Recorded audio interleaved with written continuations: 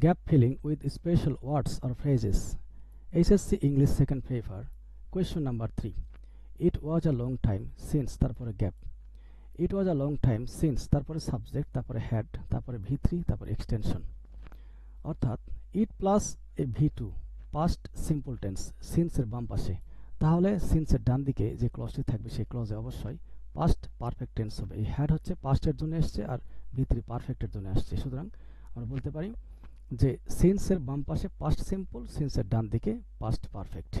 যদি এখানে সিন্সের বাম পাশে প্রেজেন্ট সিম্পল হতো, ইট ইজ হতো, তাহলে সিন্সের ডান দিকে কি হতো? সাবজেক্ট প্লাস ভি2, অর্থাৎ পাস্ট সিম্পল। সিন্সের বাম দিকে প্রেজেন্ট সিম্পল, সিন্সের ডান দিকে পাস্ট সিম্পল।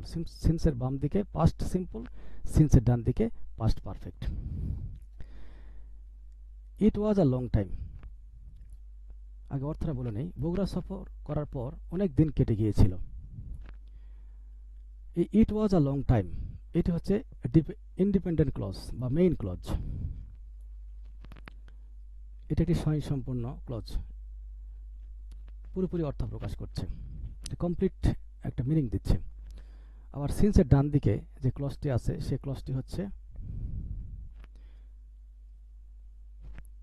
Dependent clause. আবার অন্য অর্থে সাবঅর্ডিনেটিং ক্লজ। আবার সাবঅর্ডিনেটিং ক্লজ তিন প্রকার: noun clause, adjective clause, adverbial clause. তাহলে এটা কোন ক্লজ? এটি হচ্ছে কি অ্যাডভার্বিয়াল ক্লজ। যেহেতু সিন্স দ্বারা টাইম প্রকাশ পাচ্ছে, এই জন্য অ্যাডভার্বিয়াল ক্লজ অফ টাইম। সিন্সের অর্থ হচ্ছে কি পর থেকে। কখন থেকে অনেকদিন কেটে গিয়েছিল? এই যে Bogura, I had visited Bogura, আমি বগুড়া ভিজিট করেছিলাম, তারপর থেকে, এই যে সিন্স, তারপর থেকে ইট ওয়াজ আ লং টাইম, অনেকদিন কেটে গিয়েছিল। তাহলে সিন্স দ্বারা একটা টাইম প্রকাশ পাচ্ছে, এই জন্য সাবঅর্ডিনেটিং কনজাংশন অফ টাইম। যদি সিন্সকে আমরা অন্য একটা বাক্যে অ্যাপ্লাই করি, সেখানে কি ঘটনা ঘটবে দেখি।